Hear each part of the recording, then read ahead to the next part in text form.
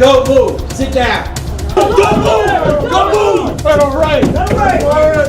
Federal right. Stay where you are. Stay where you are. Federal right. Federal right. Federal right. Federal right. Stay where you are. Federal right. Federal right. Federal right. Federal right. Go move. Go move. Go move. Federal right. Federal right. Federal right. Federal right. Federal right. Get down. Get down. Stay where you are. Stay where you are. Go move.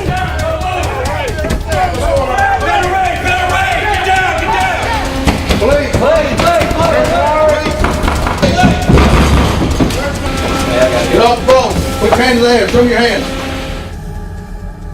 Surrounded by federal agents, a loaded gun pointed at his head. Those moments of Court Stack's life replay in his nightmares. I was wondering, why would someone point a loaded gun at my face? I mean, what does this have to do with anything? It's open the door and point a loaded gun at someone's face who's in an office in a management position. It made me feel really scared, kind of helpless. It was his first and only encounter with law enforcement. He will never forget it. Neither will the other employees at this small Arkansas water bottling company. Their vivid accounts of that day were used to produce an accurate reenactment of the federal raid on Mountain Pure Water Company. We saw all of the cop cars and the commotion, and nobody could come in. They come in with black vehicles, unmarked, blocked every entrance. There was probably 40 to 50 agents, blocked every door. They just come in full speed. They had surrounded the facility and entered all the doors and secured the whole premises when they came in. Yes, I was scared to move because, they had guns on and you couldn't really move. You couldn't go nowhere. First of all, it was ridiculous. I mean, there was nobody here that needed manned with firearms or to be guarded. Well, it was almost like you'd watch Cops or something, or watch these drug raid shows where they would kind of come through the door, just everybody storms in and just kind of pushing everybody to the side. And there's police everywhere with guns, and it just blew me away. I didn't know what was going on, I thought maybe it was drugs or they was after a felon or something, but they had a lot of police. I felt violated. I felt the company was violated. Everyone here, we were all in shock. They came through the door and they pushed us over to the wall and went down through the hallway. They were very serious. They were very well intending to take control of the facility and to intimidate us in the sense of complying with them. We were saying, oh my gosh, what's going on? And but as far as being able to really say something to each other, we couldn't. We had them all on top of us, no matter what. They were everywhere. They were everywhere. At first, everybody thought it was some type of drug raid or something because there were so many people, or so many cops. But this was no drug raid. No violent criminals hiding inside the walls of this facility. In fact, employees here were shocked when they discovered the real reason behind the terrifying paramilitary Gestapo-style raid. This raid was about securing paperwork concerning financial transactions of the company's owner, John Stacks. Paperwork they would have gladly shared at the request of a single agent. No need for an aggressive raid by 40 to 50 armed agents. Well, in my opinion, the raid itself was totally unnecessary. The government has subpoena power with the grand jury. They could have subpoenaed anything they wanted to, and I've known John Stacks for a long time. John would have given them whatever they subpoenaed. There was simply no need to bring 40 or 50 officers out here and storm this place like they did. I don't think that we have anybody in our facility that, with our background checks, that have any kind of active criminal background. And yet, you've got a tactical team that entered our facility and treated every one of our employees as though they were involved in criminal activity. And that was pretty amazing to me. The same information that was gleaned, if they would have walked in the front door, they could have had.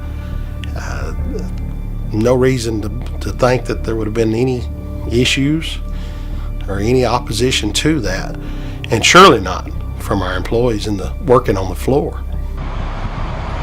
John Stacks, the company's owner, was not at the plant when the raid started.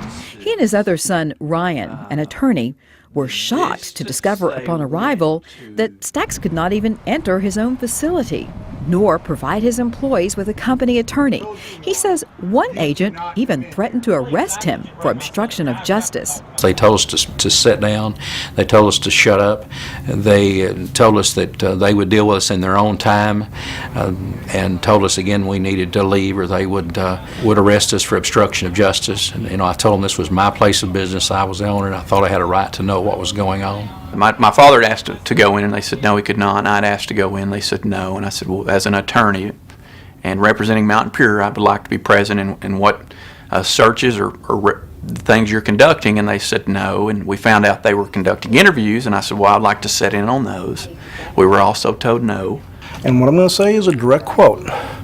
We're the federal government. We can do what we want, when we want, and there's nothing you can do about it.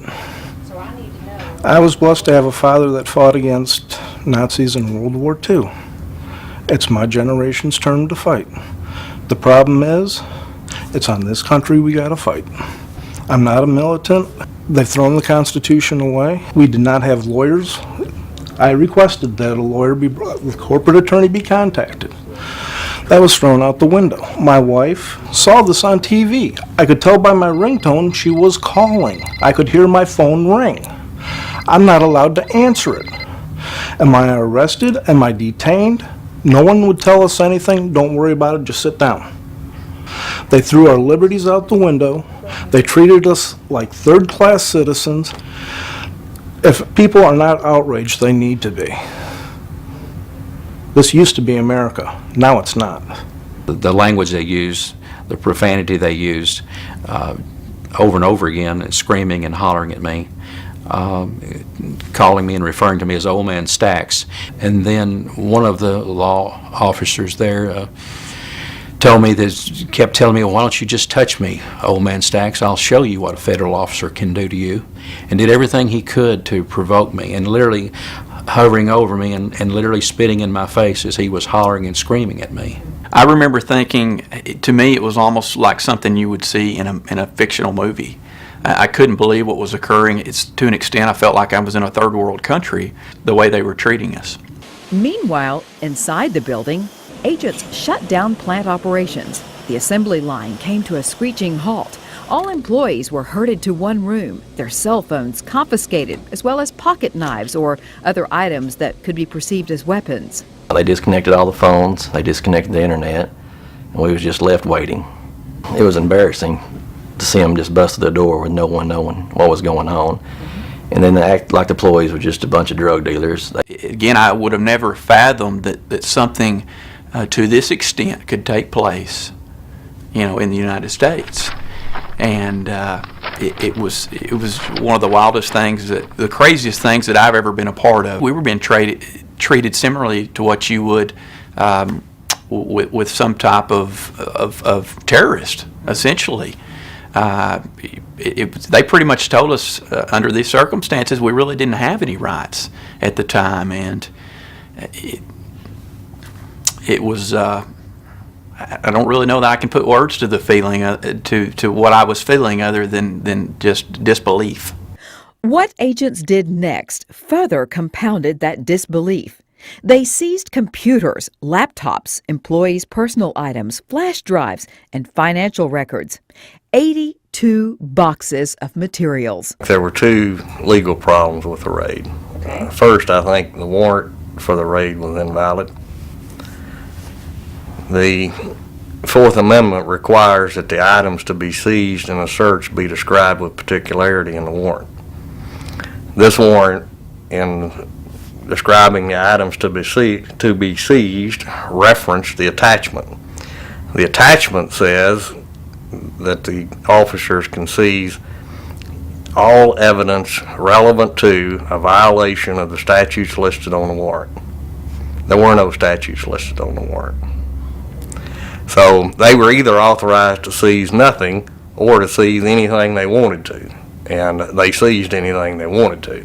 So in my opinion, the warrant was invalid.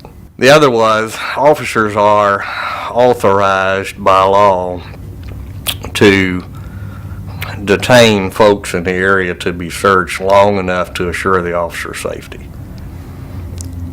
I think they greatly exceeded the amount of time necessary to ensure their safety because they detained folks for several hours here. Wouldn't let them leave, wouldn't let them call a lawyer, and I think that was illegal. 8 months has passed since the raid. Mountain Pure Company officials say 85% of the seized items have not been returned. Employees who spent most of the day and evening with agents also made another discovery about the raid and the agents involved. I tried to visit with a few of the agents and overheard a few of the agents talking, and it came to my attention that a majority of the approximately 50 agents had came from out of town, East Coast, West Coast, all over the U.S. That was really troublesome in that we already have a lot of issues with our government spending and trying to stay within budget, and you take 30 plus agents and you fly them in from all over the country and you put them up for a night and you feed them, or maybe 2 nights it was. What is the expense of that? News agencies flooded to the small company, and as news accounts of this big raid hit the airwaves, Stax was flooded with phone calls from business owners around the country. They shared horror stories about their own businesses subjected to armed, aggressive, intimidating raids by the Justice Department and the Criminal Investigation Division of the Internal Revenue Service. Stories that sounded eerily familiar. Duncan Outdoors was one of those businesses. This is an IRS issue, not a criminal issue, and I thought that's how we were treated that morning, as if we were criminals. I mean, we did everything, but we're handcuffed, basically. I just kept saying, what have we done? Are we being arrested? And I did ask, I said, do we need to call an attorney? And the one guy looked at me and said, you can call an attorney, but it won't do any good. And one of them made the statement, we're the IRS, we can do anything we want. So the tactics are definitely Gestapo-type tactics that should not be happening in the United States of America. It's similar to what you might see in a SWAT raid on a drug house. And that's what a lot of people thought when they saw this. The CEO of Gibson Guitar can certainly relate. His business was raided twice. The raid tactics sounding awfully familiar. It was very much like a drug raid or, terrorist raid, actually. The agents or officers, whatever they were not friendly. They were armed, they were hostile, they were intimidating. But to have it done twice and not having been charged with anything is really bizarre. We incurred losses, we incurred military-style action, we had seizures, our workplace was closed, and we had threats that they would close us, period, and yet we hadn't been charged with a single thing. The raids cost Gibson Guitar Company well over $5 million in goods seized, work stoppage, and legal expenses, all without having to prove to any judicial body that anyone with the company was guilty of anything. And in the case of the Duncans, who had also not been charged with a crime, the government even seized money from their bank accounts without telling them. If the federal government could come in before you're convicted of any crime and take hundreds of thousands of dollars out of your bank account, shut down your business, tell your employees what to do, keep you from your family. I mean, at what point is it so overkill that no reasonable person would be able to respond rationally, reasonably, defend themselves? I mean, nobody could do that. I mean, to me, it just seems like if you can walk into the bank and I don't even know about it and wipe out my bank account, where does it stop? It's no secret that the IRS audits of small businesses have soared under the Obama administration. Various articles on the net refer to the IRS as small business bullies, citing a 32% increase in the number of audits of small to medium-sized businesses between 2009 and 2011. An increasing number of businesses audited report being subjected to paramilitary aggressive raids. Well, I think over the course of several years, what we've seen is an increase in a really a paramilitary style raid that's going on small businesses. We've seen that increase for so long, and when I say a paramilitary raid, I really mean it is a paramilitary raid. It's a specific attack, a specific tactic that is a military tactic. It's a shock and awe. It's designed to create confusion, instability, disruption, and then to take advantage of that confusion, that instability, and disruption. But when you have small business owners with impeccable backgrounds that enjoy outstanding reputations in their community, that have never been in trouble in their whole life, and then when the offense does not imply any sort of dangerousness or violence, the paramilitary style raid is over the top. We have talked with a number of business owners in various states who all tell the same story, many of them too afraid to speak on camera, some so fearful of government retaliation that they didn't even want us to share their names or the names of their businesses. While some raids of these businesses have led to charges related to white-collar crimes, the guilt or innocence of the executives is not the issue. At issue are the raid tactics by the growing, abusive, strong arm of the federal government, tactics that are in clear violation of constitutional rights of American citizens. But these seem to be occurring in greater frequency, and it seems like the stories that we're hearing about them have some kind of a pattern, which does create constitutional concerns. Coleman believes the increasing complaints of these Gestapo-type tactics warrant a House investigation. If there are repeated reports of increasing frequency that the fundamental rights of private